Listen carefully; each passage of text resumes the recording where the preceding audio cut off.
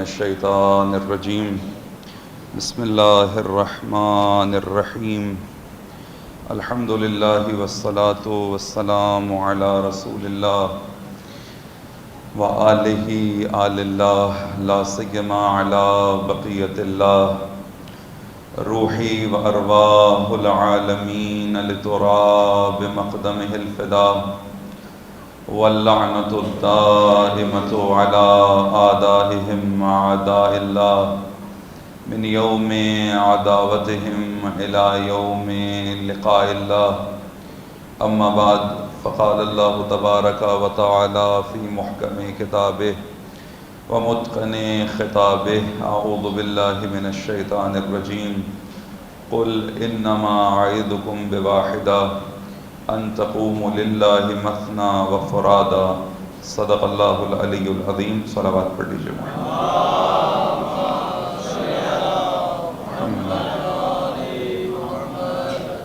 تمام مومنین کی سلامتی کے لیے، خصوصاً زمانے کے امام کی سلامتی اور حضرت کے ظہور میں تعجیل کے لیے بہتر اور بلندتر صلوات پڑھیں۔ محمد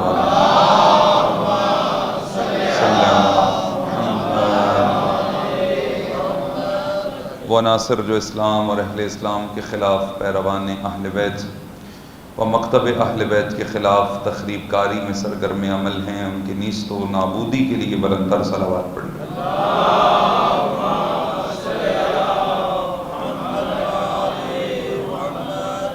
بارگاہ خدا میں اس توفیق پر شاکر ہیں کہ اس نے ہمیں اس برش عزا کی توفیق عطا فرمائی ہے۔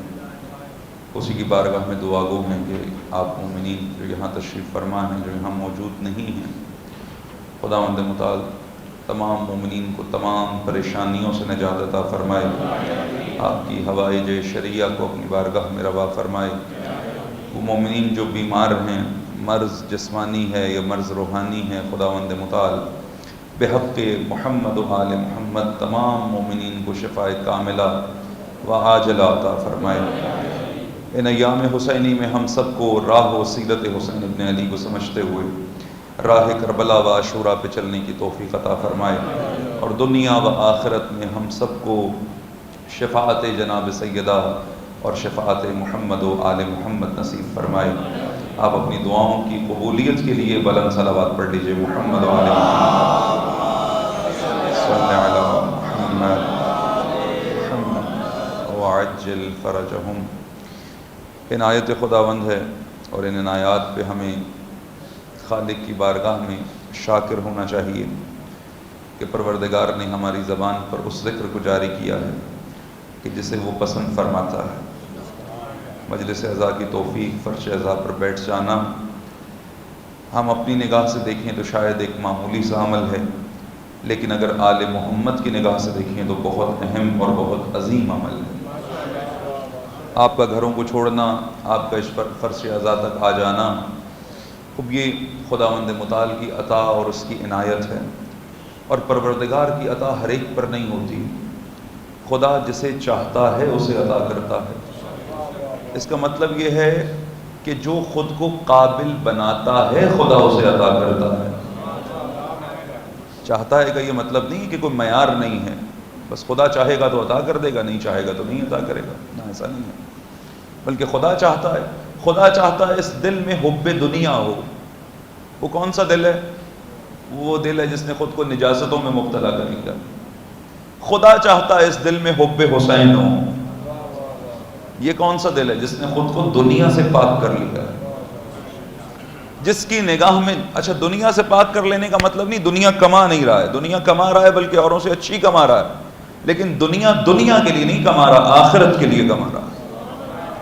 حسین ابن علی سے مانگ رہا ہے، آقا کے وسیلے سے خدا سے طلب کر رہا ہے، لیکن وہ دنیا طلب نہیں کر رہا جس کو لینے حاصل کرنے کے بعد اتراتا پھرے دوسروں کے سامنے کہ دیکھو مجھے یہ حاصل ہے، کوئی ہے مجھ جیسا، بلکہ جو کچھ لیا ہے سب کچھ حسین کی راہ پہ قربان کر کے پھر یہ اعلان کرے کوئی ہے مجھ جیسا، کہ جس سے حسین نے قبول کر لیا ہے، جس سے خدائے حسین نے قبول کر لیا۔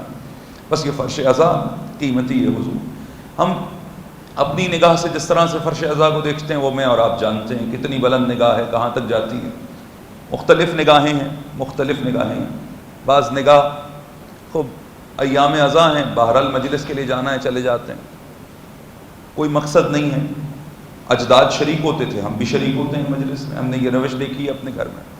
ایک ذرا ان سے بہتر ہیں، وہ کہتے ہیں جی کہ چلیں سارا سال غافل رہے، اب جائیں اپنے گناہوں کا کفارہ و گناہوں کی بخشش کے لیے فرش عزائے حسین ابن علی پہ آ جائیں، کچھ آنسو بہائیں اور گناہ معاف ہو جائیں اور پھر واپس چلے جائیں۔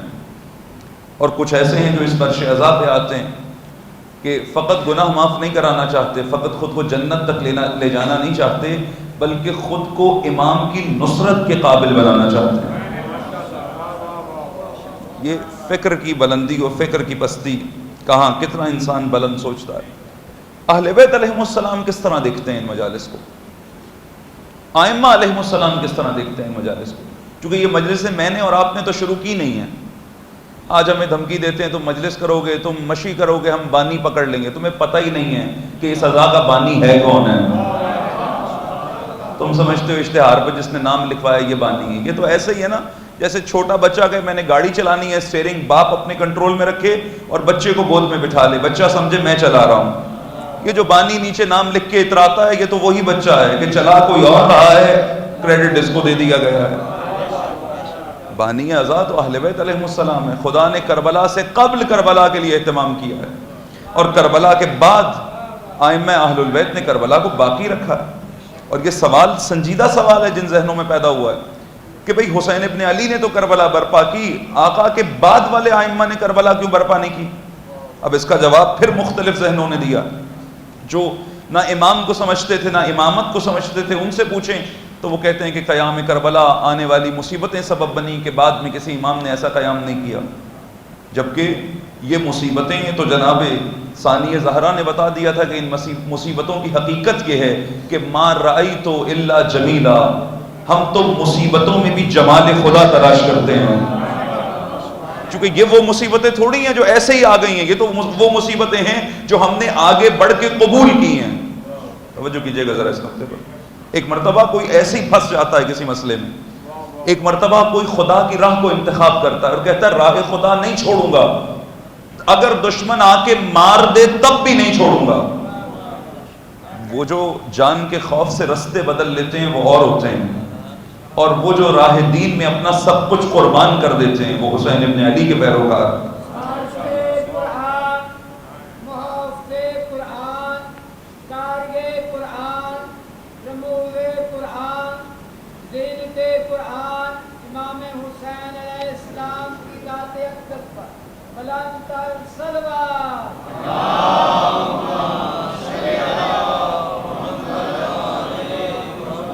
ایک اور بلندر صلوات پڑھیں، اللہ صلی علی محمد۔ حضور یہ ادا، یہ سلسلہ، یہ مجالس اسی کربلا کا تسلسل ہے، اسی قیام کا تسلسل ہے۔ عزاداری کی روح قیام ہے۔ عزاداری کی روح آج وہ کہ جن کے لیے عزا صرف مادیت کے حصول کا ذریعہ ہے، میں نے بہت سنبھل کے جملہ کہا ہے، ان سے جا کر پوچھیں، کہتے ہیں صرف عزا کا مقصد رونا ہے۔ عزاداری کا مقصد صرف، ابھی رونے کے فضائل سناؤں گا آپ کو کہ ایک حدیث کل عرض کی تھی اور ایک پورا باب ہے کہ رونے کی فضیلت کیا ہے، گریے کا اجر کیا ہے۔ لیکن وہ کہ جو حاصل کرنا چاہتے ہیں صرف دنیا، حاصل کرنا چاہتے ہیں صرف مادیت، اگر ان کے مادی فائدے میں ذرا سی کمی واقع ہو جائے ذکر حسین سے دستبردار ہو جاتے ہیں۔ ہم نے نہیں آنا، ہم نے نہیں کرنا ہے۔ جب پوچھو مقصد کیا ہے، کہتے ہیں مقصد ہے رونا۔ ہاں مقصد رونا ہے، مگر غیر ذمہ داروں والا رونا نہیں، ذمہ داروں والا رونا۔ ایک مثال عرض کرتا ہوں، بات سمجھ میں آئے گی۔ خدا آپ سب کے دسترخوان آباد رکھے۔ آپ دیکھیں کسی کے گھر میں کھانے کو نہیں ہے، فاقے ہیں، بچے رو رہے ہیں بھوک سے، اور سربراہ جسے خدا نے تمام تر توفیقات و صلاحیتیں دی ہیں، ہاتھ پاؤں سلامت ہیں، وہ بچوں کے لیے غذا اہتمام کرنے کی بجائے، وسائل اہتمام کرنے کی بجائے صرف رو رہا ہے۔ یہ جو رو رہا ہے، اس رونے والے پہ اس کے بچے ترس کھائیں گے؟ وہ غیر ذمہ داری کا رونا، گھر میں بچے قبول نہیں کرتے تو غیر ذمہ داری کا رونا ثانی زہرا کیسے قبول کریں گی؟ بھائی کوفی رو رہے تھے، بی بی پہنچی رو رہے تھے. آپ کو بچپنے میں پکڑ کے کہتے تھے نا شیو تمہیں بی بی کی بد دعا اس لیے تم روتے ہو اسکول میں، اور آپ کو سمجھ نہیں آتی تھی بی بی کا خطبہ ہے. اتبکونا، تم روتے ہو. ای واللہ فبکو کثیرن وضحکو قلیلا، خدا کرے زندگی بھر روتے رہو کبھی نہ ہنسو. یہ ثانیہ زہرا کے جملے ہیں. لیکن اس سے قبل بی بی نے یہ نہیں کہا اے شیعو روتے رہو، کہا الا یا اہل الکوفہ یا اہل القتل والغدر، اے کوفے والو، اے مکارو، اے غدارو، تم روتے رہو. تم امام دین کو بلاتے ہو مگر امام کی نصرت نہیں کرتے ہو. بی بی نے نہیں کہا کسی شیعہ کو بد دعا نہیں دی، چونکہ شیعہ کا رونا تو امام قبول کرتے ہیں، غیر ذمہ دار کا رونا امام قبول نہیں کرتے. وہ گریہ جو کہیں پہنچا ہی نہ رہا ہو، وہ گریہ جو کوئی پیغام ہی نہ دے رہا ہو، اس آنسو کے اندر راز بند ہے حضور، پوری کائنات بند ہے. کوئی کھولے اس آنسو کی حقیقت. یہ غم حسین میں بہنے والا آنسو وہ کہاں لے جاتا ہے انسان. آئیں گی انشاءاللہ روایات اور اس مطلب کی اور تفصیل ہو جائے گی آئندہ دنوں میں انشاءاللہ. آج خود آپ کے بیٹھنے سے متعلق، یہ ذکر جو آپ کرتے ہیں اس کی قیمت سے متعلق امام صادق علیہ السلام فرماتے ہیں اللہم صلی علی محمد کہ فرشتوں کا ایک گروہ ہے جو ان لوگوں کو دیکھتا ہے جو دشمنوں کی کثرت اور اپنی قلت کے باوجود آل محمد کا ذکر کرتے ہیں. وہ 2-3 ہیں، باقی سارے دشمن ہیں، لیکن پھر بھی ذکر آل محمد کرتے ہیں. یہ گروہ ان کو دیکھتا ہے اور رش کرتا ہے اور اپنے دوسرے فرشتوں سے کہتا ہے دیکھو یہ کون لوگ ہیں جو خطروں کے باوجود بھی، جو اپنی قلت کے باوجود، دشمن کی اکثریت کے باوجود بھی ذکر آل محمد سے دستبردار نہیں ہوتے. تو دوسرا گروہ فرشتگان وہ جواب یہ دیتے ہیں کہ ارے یہ وہی تو لوگ ہیں جن پہ خدا کا خاص فضل ہے، اور خدا جس پہ چاہتا ہے اپنا فضل نازل فرماتا ہے، کہ جو اس ذکر سے دستبردار نہیں ہوتے. اسی طرح سے ایک شخص امام صادق علیہ السلام کی ہی خدمت میں آیا. ایک صلوات پڑھ لیجیے صلی علی محمد. قیمت دیکھیے گا حضور، سادہ سادہ اقدامات کی. وہ مشہور واقعہ کہ 2 بھائی مجلس میں آئے اور آئے تبرک کھانے کے لیے، نیاز کے لیے آئے، اور ایسی حرکتیں کر رہے تھے کہ خطیب بھی ڈسٹرب ہو رہا تھا. جب کھا پی کے گھر چلے گئے اور مجلس کا ماحول بھی ڈسٹرب کر کے گھر چلے گئے، رات کو سوئے خواب میں دیکھا جب عزاداروں کی فہرست بنی نا تو ان کے نام بھی درج تھے. کہ ہم نے ایسا کیا کیا کہ ہمارے نام بھی آ گئے؟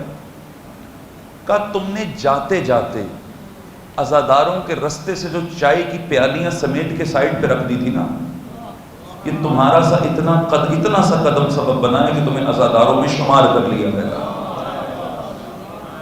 میں سمجھ رہا ہوں سادہ سی بات ہے، دری سیدھی کر دینا کون سی بڑی بات ہے؟ ہاں، یہ چپل سمیٹ دینا کون سی بڑی بات ہے؟ یہ جھاڑو لگا دینا کیا کیا ہے میں نے؟ یہ 2 دن کے اٹھا کے میں نے کیا کیا ہے؟ ان سے پوچھو جو اس کی قدر جانتے ہیں، وہ بتائیں گے چھوٹا سا عمل کتنا قیمتی عمل. بس اسی لیے اب کسی کو حقارت کی نگاہ سے نہ دیکھا کیجیے حضور. ہوتا ہے کبھی کبھی ماہ رمضان میں ایک منظر ہوتا ہے نا مسجد کا، کہ وہ نمازی بھی آتے ہیں کہ جو موسمی نمازی ہوتے ہیں. ابھی جو پکے نمازی ہوتے ہیں نا، یہ ان کو ٹیڑھی نظروں سے دیکھتے ہیں. ہم تو پکے ہیں، تم آ گئے افطار کے لیے، تم آ گئے. اسی طرح مجالس اعضاء میں کچھ ایسے ہوتے ہیں سال بھر اپنے وجود سے مجالس میں آتے ہیں اور کسب فیض کرتے ہیں، اور بعض ایسے ہیں ایام اعضاء میں آتے ہیں، بعض صرف 10 دنوں میں آتے ہیں، بعض چلیں 2.25 ماہ. اب یہ جو پکے مجلسی ہوتے ہیں یہ ان کو ٹیڑھی نظروں سے دیکھتے ہیں. دیکھو یہ آ گئے، یہ سال بعد انہیں یاد آتا ہے حسین. کہ جو آپ ٹیڑھی نگاہ سے دیکھ رہے ہیں نا، اس نگاہ میں پتہ کیا کہہ رہے ہو؟ انہیں یہ کہہ رہے ہو کہ تم کمتر ہو، ہم برتر ہیں. یہی کہہ رہے ہو نا، اور کیا کہہ رہے ہو؟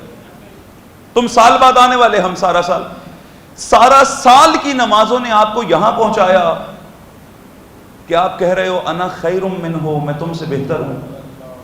ارے یہ انا خیر منہ یہ شیطان کا نعرہ ہے، رحمان کا نعرہ نہیں ہے. یہ تو شیطان کا شعار ہے، میں بہتر ہوں. بھئی یہ ماہ رمضان میں بھی تو کہیں اور جا سکتا تھا. خدا کا شکر کرو مسجد آ گیا ہے. یہ ان 10 دنوں میں یا ان 2.25 ماہ میں بھی تو کہیں اور جا سکتا تھا. یہ یہاں بھلے تبرک کے لیے، یہ تبرک کس کے نام پہ کھلا رہے ہو؟ نہیں سمجھتے ہو اگر حسین کے نام پہ کھلایا جائے تو اس تبرک میں بھی تاثیر نام حسین ہوگی؟ آج آپ کی سبیلیں روکتے ہیں نا ایام ازاں میں، پہلے 10 دنوں میں یہ واقعہ کراچی میں سبیل بند کر دی. تو میں نے مومنین سے عرض کیا تھا کہ ہمیں پتہ ہے درد کہاں اٹھتا ہے. تم حسین کے نام کا پانی بھی پینے دینا نہیں چاہتے، سبب یہ تمہیں ڈر یہ ہے کہ حسینیت کہیں تمہاری نسلوں میں منتقل نہ ہو جائے. ہمیں بھی حسین کے در کا نمک خوار نہ کہنا اگر تمہارے بچوں سے حسین نہ کروا دیا.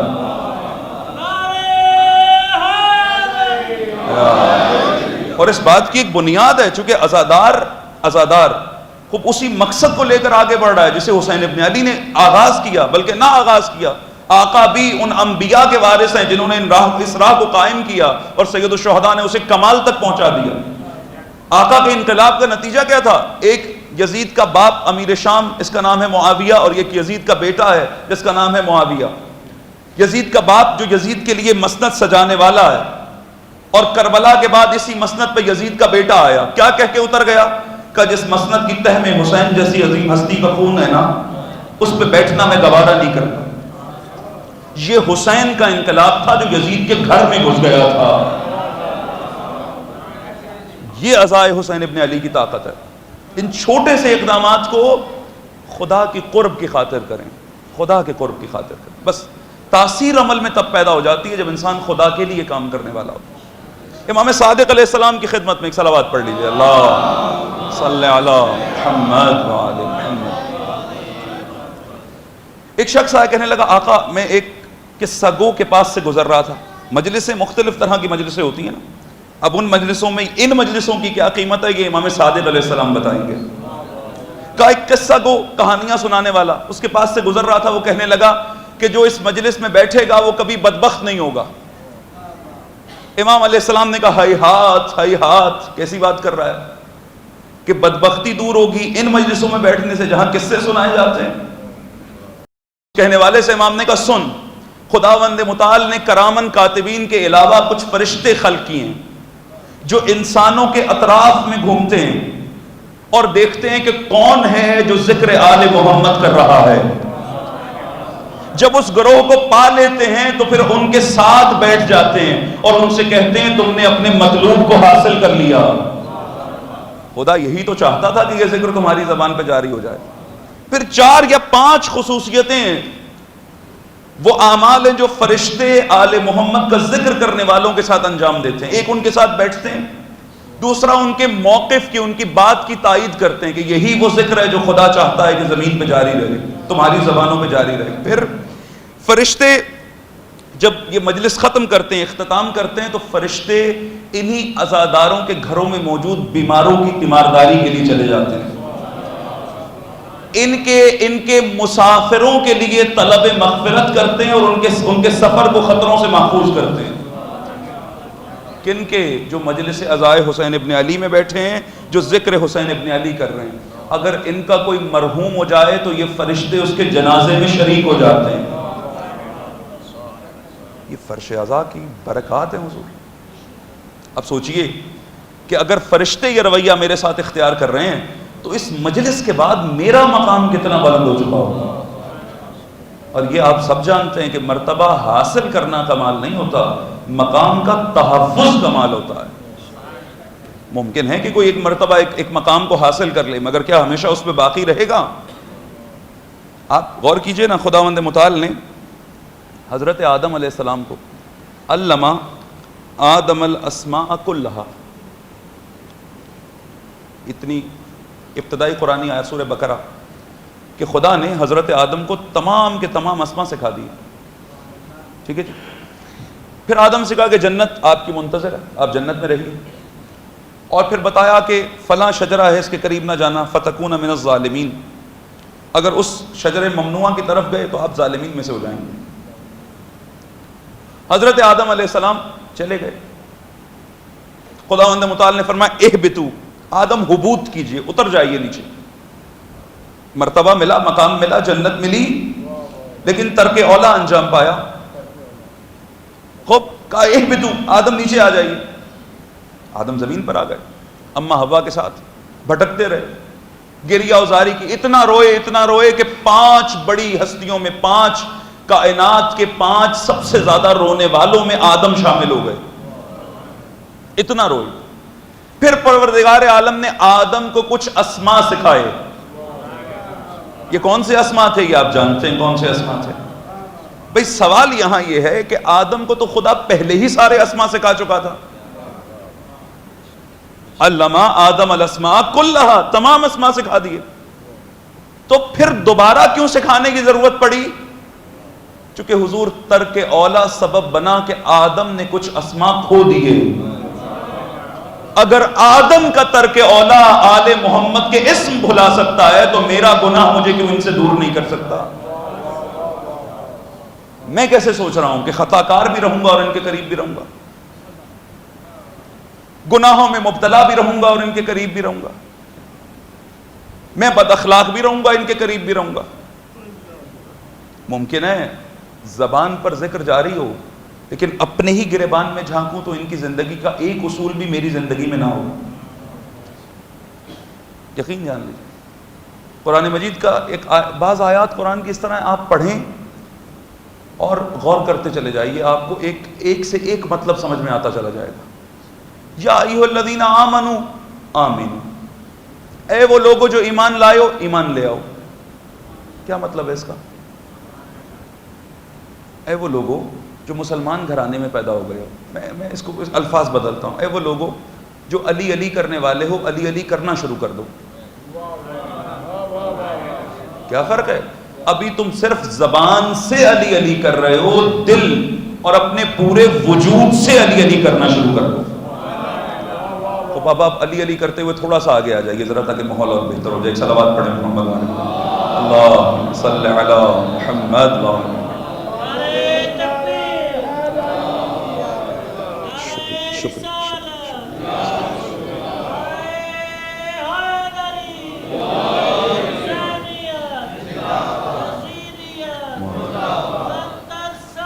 اللہم صلی علی محمد وعلی۔ بس جب تک زبان سے، فقط زبان تک ذکر رہا مسئلہ حل نہیں ہوگا۔ اعضاء و جوارح سے زینوا مجالسکم بذکر علی۔ کتنا خوش ہوتے ہیں آپ اس فرمان پہ کہ اپنی مجلسوں کو زینت دو، کس کے ذکر سے؟ ہم سمجھتے ہیں مجلس کا مطلب یہ مجلس ہے، عربی میں مجلس کہتے ہیں بیٹھنے کو۔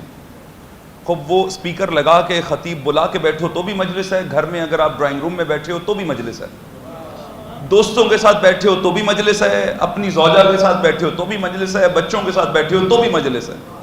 بس تم جہاں بھی بیٹھو اگر چاہتے ہو یہ بیٹھنا قبول ہو جائے تو علی کا ذکر کرو۔ اچھا بھئی گھر میں بیٹھ کے کیسے علی کا ذکر کریں؟ جب گھر میں اپنی زوجہ بچوں کے ساتھ بیٹھے ہو تو ذکر کرو کہ کیسے علی اور فاطمہ مل کے گھر چلایا کرتے تھے۔ بھئی ان کے بھی تو معمولات تھے نا، ان کے بھی تو کام کاج تھے، ان کی بھی تو ذمہ داریاں تھیں، کیسے ذمہ داریوں کو تقسیم کرتے تھے، کیسے گھر کو چلاتے تھے۔ آپ یونیورسٹی میں بیٹھے ہو اپنے طلبہ ساتھیوں کے ساتھ بیٹھ کے ذکر کرو، علم علی کا ذکر کرو کہ علی کس طرح ہر روز پابندی کے ساتھ نبی کی کلاس میں شرکت کیا کرتے تھے۔ ہاں یہ وہ کلاس ہے کہ جس میں علی کے سوا کسی کو شرکت کی اجازت نہ تھی، یہ مختلف مقامات پہ منعقد ہوتی تھی، سوائے جب یہ کلاس جناب زہرا کے گھر میں ہوتی تب زہرا بھی علی کے ساتھ بیٹھا کرتی تھی۔ جب میدان تقوی میں قدم اٹھاؤ خوب ذکر علی کرو، تقوی علی کو یاد کرو، چونکہ علی کے علاوہ اگر کسی اور کے تقوی کو اسوہ بنا لیا وہ تقوی خدا تک نہیں پہنچائے گا، کہیں اور لے جائے گا۔ وہ بہرو نمازیں ہیں، وہ بہرو عبادتیں ہیں جو یہاں سے سیکھ کر ادا نہ کی جائیں۔ بس پوری زندگی اب اس فرمان سے رسول اللہ کے ایسا لگتا ہے کہ خدا اور خدا کا رسول یہ چاہتا ہے کہ اس دنیا میں جہاں نگاہ کی جائے علی نظر آئے اور جہاں انسان جائے علی کی خوشبو محسوس ہوتی نظر آئے۔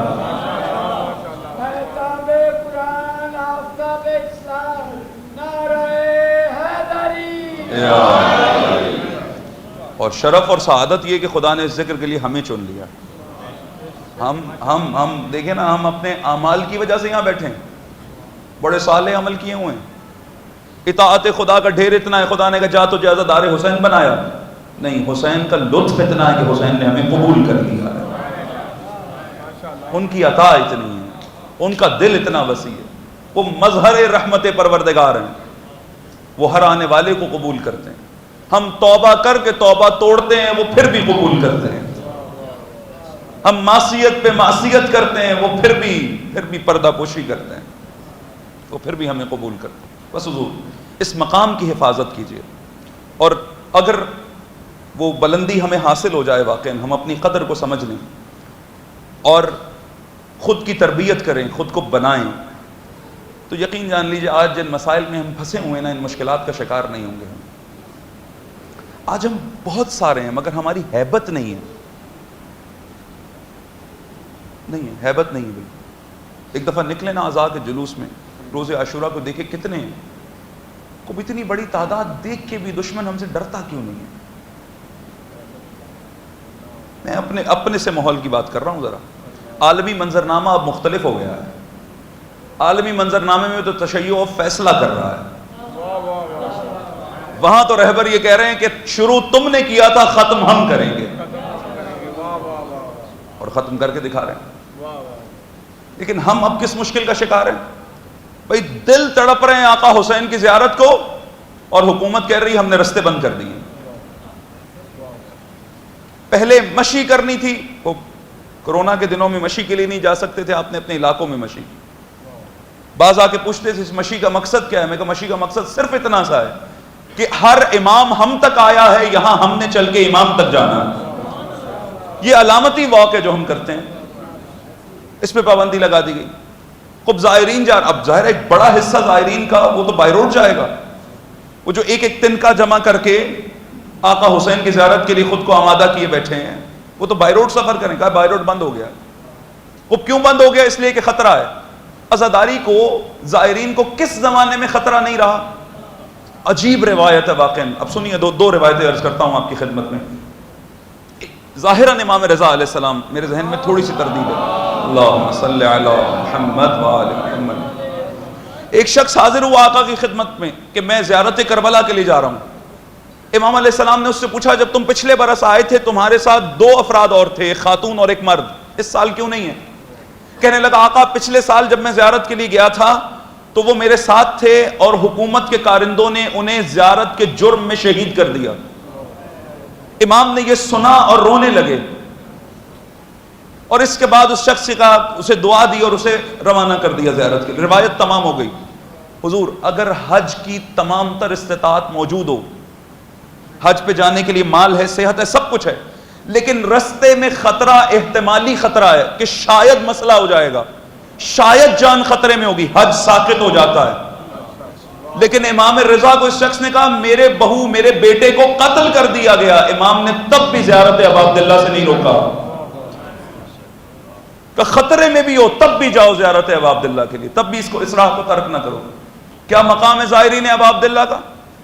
کہ روز قیامت ایک ندا بلند ہوگی کہ حسین کے زائر جدا ہو جائیں اہل محشر میں سے، ایک بڑی تعداد اٹھے گی خود کو جدا کر لے گی، ان کی تعداد خدا کے سوا کوئی نہیں جانتا ہوگا، اور پھر ان سے سوال کیا جائے گا کہ تم نے کیوں امام حسین کی زیارت کی، کیوں زائر ابا عبداللہ بنے؟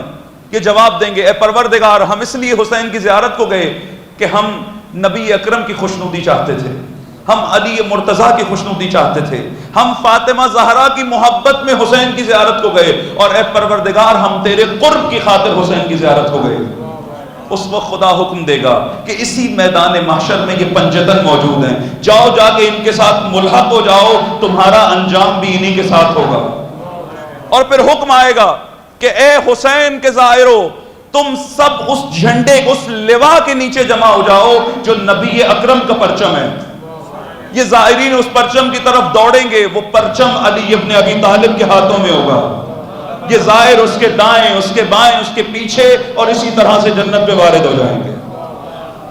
یہ زائرین ابا عبداللہ ہیں۔ زائرین ابا عبداللہ کا مقام بہت عالی ہے، چونکہ زیارت کا فلسفہ بہت بلند ہے۔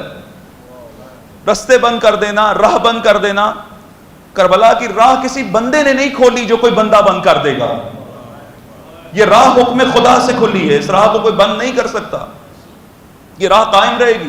آپ اپنے دفاع پہ بھروسہ کیوں نہیں کرتے ہو؟ بھئی انڈیا کو آپ بھگا سکتے ہو، ان کو دھول چٹا سکتے ہو، اسرائیل کا مقابلہ آپ کر سکتے ہو جو انڈیا کے پیچھے کھڑا تھا، تو یہ چند خارجی مٹانا کون سا مشکل ہے؟ بھائی نقوی صاحب کا اپنا بیان ہے، یہ تو ایک ایس ایچ او کی مار رہے ہیں، تو اگر یہ ایس ایچ او کی مار رہے ہیں تو پھر کیوں یہ قاعدہ ہمیشہ سے جو لاگو کیا جاتا ہے اس دفعہ بھی وہی ہوگا کہ پتھر کتوں کو لگتے ہیں، کتے چیختے ہیں، بس کتے آزاد چھوڑ دو، پتھروں کو باندھ دو. کتے آزاد نہیں چھوڑے جاتے، کتے باندھے جاتے ہیں.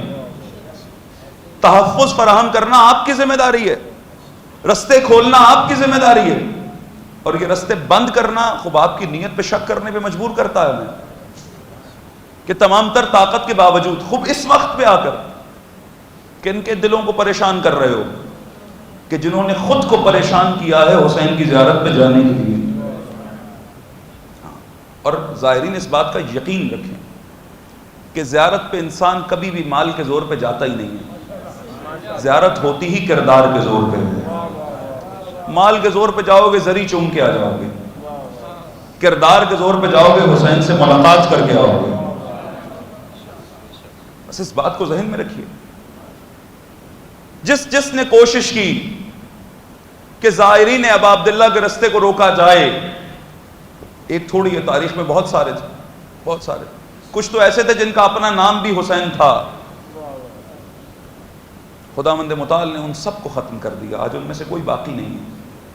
وہی باقی ہیں جو حسین سے منسلک ہو گئے، جو حسین کے ساتھ آقا نے خود وصیت نامے میں فرمایا تھا جو میرے ساتھ آیا مارا جائے گا، اور جو میرے ساتھ نہیں آیا وہ کبھی بھی کامیابی کا منہ نہیں دیکھے گا. بس زائرین ابا عبداللہ کا مقام، مرتبہ، اور زائرین ابا عبداللہ کی، چونکہ ایک بڑے مقصد کی خاطر گھروں سے نکل رہے ہیں. جب انسان بڑے مقصد کے لیے نکلتا ہے تو حوصلہ بھی پھر بلند رکھتا ہے، پھر ہر آنے والی مصیبت کے لیے بھی خود کو تیار رکھتا ہے. یہ رستہ کھل کے رہے گا. آج الحمدللہ ہمارے بزرگان ذمہ داران بھی کوشش کر رہے ہیں، اور آپ کی دعائیں خداوند متعال ان دعاؤں کے صدقے ان رستوں کو کھول دے گا، ان ظالمین کو نابود کر دے گا. بس ایک کام آپ کر لیجئے، اور وہ یہ ہے کہ آپ نام حسین و حب حسین پہ جمع ہو جائیے. جمع ہونا یہ نہیں ہوتا حضور، جمع ہونا ہوتا ہے دلوں کا مل جانا. یہ جو رشتہ ہے نا جس کے ذریعے سے آقا حسین جوڑتے ہیں، اس میں مفاد نہیں ہوتا، اس میں صرف اخلاص ہوتا ہے. دلوں کو جوڑیے، آپس میں اس طرح سے منسلک ہو جائیے کہ آپ جسد واحد بن جائیں. پھر دیکھیے گا کہ کس کی جرت ہوتی ہے آپ پہ رستے بند کرے. پھر دیکھیے گا کون ہے جو آپ کی طرف میلی نگاہ سے دیکھے. اتنی تحقیر کہ ایک ٹویٹ کے ذریعے سے تم یہ بتا دو کہ تمہارے رستے بند کر دیے ہم نے، ہمیں خطرہ محسوس ہوا، ہم نے رستے بند کر دیے. بھئی ہم ابائے زر کا نہیں جو کفن کا شیدا ہے، یہاں وہ آئے جو دار و رسن کا شیدا ہے. ہم تو پہلے ہی سختیاں قبول کرنے کے لیے تیار ہیں. ایک طرف اب دو طرفہ حملے، بس چند منٹ مجھے دیجیے گا. ایک اور مشکل جس کی طرف میں اشارہ کرنا چاہتا ہوں، اس وقت عزاداری کے اوپر ہونے والے حملوں میں ایک بہت بڑا حملہ روح عزا کو ختم کرنا ہے. روح عزا میں نے عرض کیا قیام ہے. انما اعیدکم بواحدہ ان تقوموا للہ مثنی وفرادا. خدا کی خاطر قیام کرو، چاہے ایک ہو چاہے دو. قرآن نے کہہ دیا. یہ قیام کرنا کس نے سکھایا؟ یہ قیام کرنا حسین ابن علی نے سکھایا کہ خدا کی خاطر کیسے قیام کیا جاتا ہے. یہ پرواہ کیے بغیر کہ ہم تعداد میں کتنے ہیں. جب تم حق پر ہو تم چھا جاؤ گے، اور باطل اکثریت ہے، سب کی سب مغلوب ہو جائے گی، مٹ جائے گی باذن اللہ. تم کم ہو مگر تمہارے ساتھ تمہارا خدا ہے. اس وقت عزاداروں کو لوری دے رہے ہیں کچھ لوگ بیٹھ کے مجلس عزا سے متعلق عجیب سی باتیں. مثلا مجھے فلاں جوان نے کہا کہ مجلس میں حالات حاضرہ کا ذکر کیا جائے، تو میں نے اس سے کہا آپ جیو نیوز سن لیجئے، وہاں بہتر حالات حاضرہ آتے ہیں. میری مجلس میں کہ ہمارا کام تو اہل بیت سے جوڑنا ہے. یہ کون سے اہل بیت ہیں جن سے تم جوڑنا چاہ رہے ہو بندے خدا؟ میں تو نہج البلاغہ کھوڑ کر جب علی کی تقریر سنتا ہوں، مجھے تو کوئی ایک مسئلہ بھی نظر نہیں آتا جہاں علی حالات حاضرہ سے غافل نظر آ رہے ہیں. آقا حسین کے زمانے میں ہوتے تو ان کو کیا کہتے کہ آقا آپ درس پڑھائیے، آپ نماز پڑھائیے، آپ اپنی عبادات کو انجام دیجئے. آپ کیوں یزید کو جو اسے تخت پہ بیٹھا رہنے دیجئے؟ سوال آ رہا ہے آپ کے ذہن میں؟ یزید تخت پہ بیٹھا رہے، آپ کو کیا فرق پڑتا ہے؟ آپ امت کی اتنی برجستہ شخصیت ہیں کہ اگر آپ مدینے کے کنٹرول کو سنبھال لیں مانوی اعتبار سے تو امت آپ کے گرد جمع ہو جائے گی. آپ لوگوں کی اصلاح کریں, لوگوں کی تربیت کریں, لوگوں کو دین سکھائیں. دینداروں کی راہ کی ایک بڑی مشکل یہ ہے کہ وہ یہ نہیں سمجھ رہے ہوتے کہ کنکر کہاں ہے. وہ چاہتے ہیں پورا معاشرہ نمازی بن جائے. کیسے نمازی بنے وہ معاشرہ کہ جس کے سر پہ قیادت کسی بے نمازی کی ہے, جو رہتا کسی فاسق و فاجر کی امامت میں, وہ کیسے وہ معاشرہ پاکیزہ ہو جائے گا؟ یہ مسئلہ آقا حسین سمجھ رہے ہیں. بھئی اگر حالات حاضرہ کی بات نہیں کرنی تو بند کر دیا گیا زائرین کے لیے رستہ, نہ کریں بات. بھئی ہم تو صرف ابا عبداللہ کا ذکر کریں گے. بھلے ابا عبداللہ کے ذکر سے بڑھ کر کوئی ذکر نہیں ہے, لیکن وہ ذکر جو ابا عبداللہ کے دل کی خواہش ہو, وہ ذکر بھی اس مجلس کا نصاب ہے. مظلوموں کے بارے میں بات نہ کرو. جی فلسطینی مظلوم ہے, کوئی امام حسین کے غم سے بڑھ کر ہے ان کا غم؟ وہ سارے بھی مر جائیں تو آقا کے علی اصغر کے برابر نہیں ہے. بھائی صحیح بات ایسا ہی ہے, جن کا مقام مرتبہ بڑا ہو تو ان کے سامنے چھوٹی گستاخی بھی بڑی ہوتی ہے. ٹھیک ہے جی, کربلا والوں کے برابر تو کوئی اس غم کو لا ہی نہیں رہا حضور. ہم تو صرف اتنا کہہ رہے ہیں کہ اگر زمانے کا امام آج موجود ہو تو کیا غزہ کے مظلوموں کی بات نہیں کرے گا؟ یہ آزاد تھی اس لیے تاکہ دل میں اتنا درد پیدا ہو جائے کہ پھر کوئی ہرملا کسی اصغر کو تیر نہ مار سکے. کس طرح اس عزاداری کو جدا کر دیا ان تمام چیزوں سے.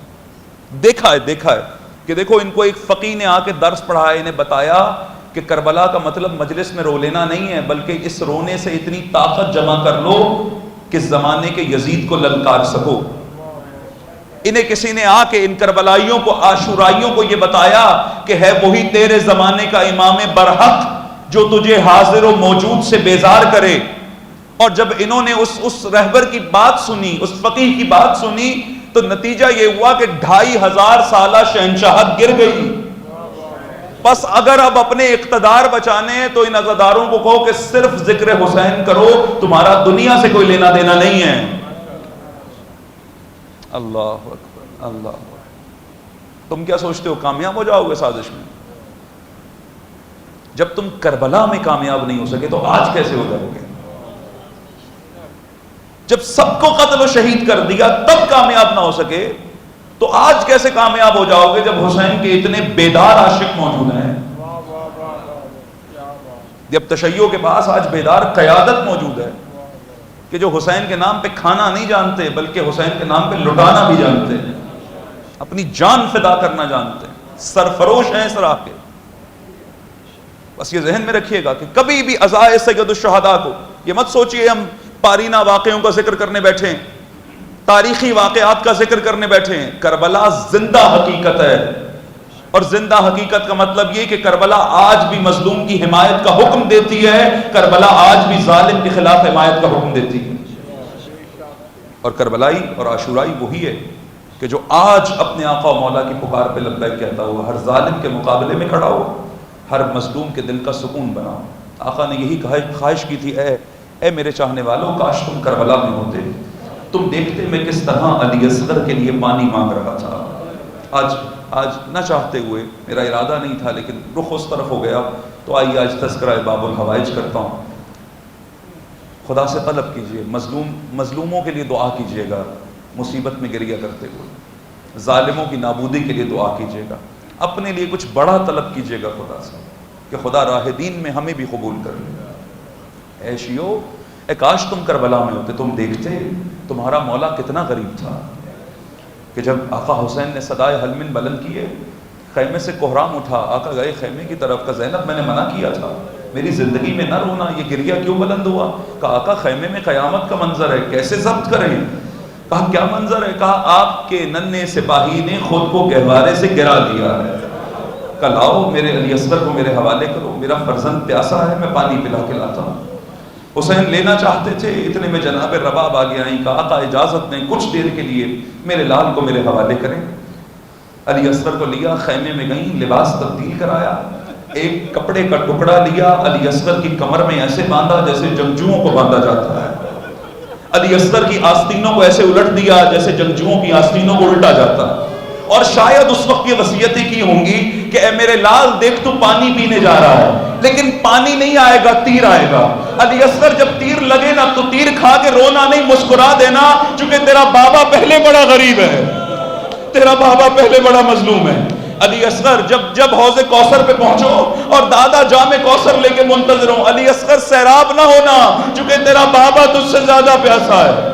علی اصغر اگر دادی زہرا پوچھے کہ ماں نے منہ کیوں نہیں دھلایا تو کہنا کربلا میں پینے کو بھی پانی نہیں تھا۔ آقا حسین کے حوالے کیا اس ماں نے، آقا لے کر چلے فوج اشقیاء کے سامنے کا تمہاری دشمنی مجھ سے ہے، اس ششماہے نے تمہارا کچھ نہیں بگاڑا، اسے پانی پلا دو۔ لیکن انہوں نے کہا کہ خود پانی پینا چاہتے ہیں، اصغر کے آڈر، اگر اصغر پیاسا ہے تو کہیں اپنے پیاس کی گواہی دے۔ آقا نے علی اصغر کے رخ کو فوج اشقیاء کی طرف کیا، علی اصغر نے اپنی سوکھی زبان کو سوکھے ہونٹوں پہ پھیر کر بتایا میں پیاسا ہوں۔ وہ فوج کہ جس کے سینے میں دل نہیں تھے، پتھر تھے، نظریں جھکا کے رونے لگے۔ ایک مرتبہ عمر سعد آگے بڑھا کہ حرملا تیرے تیر چلانے کا وقت آ گیا۔ کیا حسین کی مدد کو کوئی لشکر آیا ہے؟ کہ لشکر نہیں آیا، حسین کا 6 ماہ کا بچہ لشکر بن کے آیا ہے۔ کہ اگر تو نے تیر نہ چلایا فوج میں بغاوت ہو جائے گی، حسین کے کلام کو قطع کر۔ یہ آگے بڑھا، تیر کمان میں جوڑا، چلانا چاہا نہ چلا سکا، پھر کوشش کی نہ چلا، کہنے لگا تو بڑا ماہر تیر انداز تھا، آج تجھ سے تیر کیوں نہیں چلتا؟ کہا دیکھ جہاں حسین کھڑے ہیں نا، حسین کی پشت پر ایک خیمہ ہے، خیمے کے در پہ ایک بی بی کھڑی ہے، اس کا اضطراب بتاتا ہے کہ وہ علی اصغر کی ماں ہے۔ کہا وہ ایسے تڑپ رہی ہے گویا مجھ سے کہہ رہی ہو تیرا تیر وزنی ہے، میرا اصغر چھوٹا ہے۔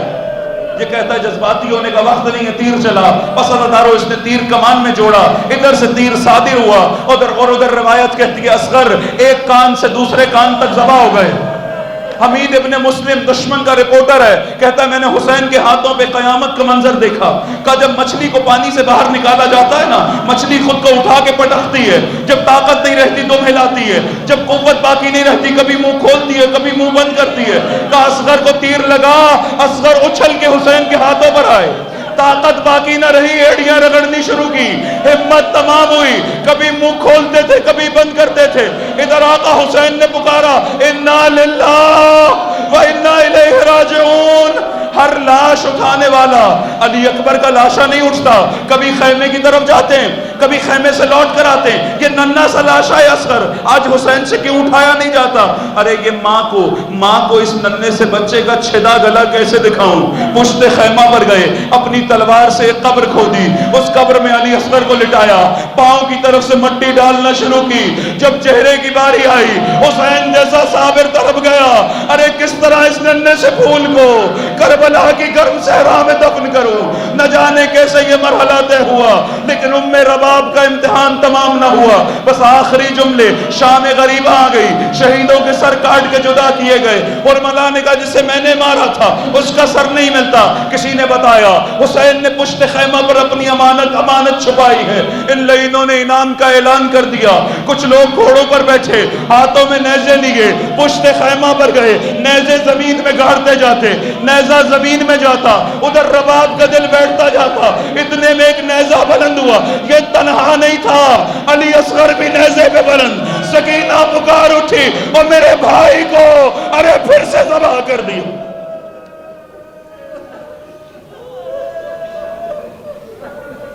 انا للہ و انا الیہ راجعون، رضا بقضائہ و تسلیما لامرہ، یا غیاث المستغیثین۔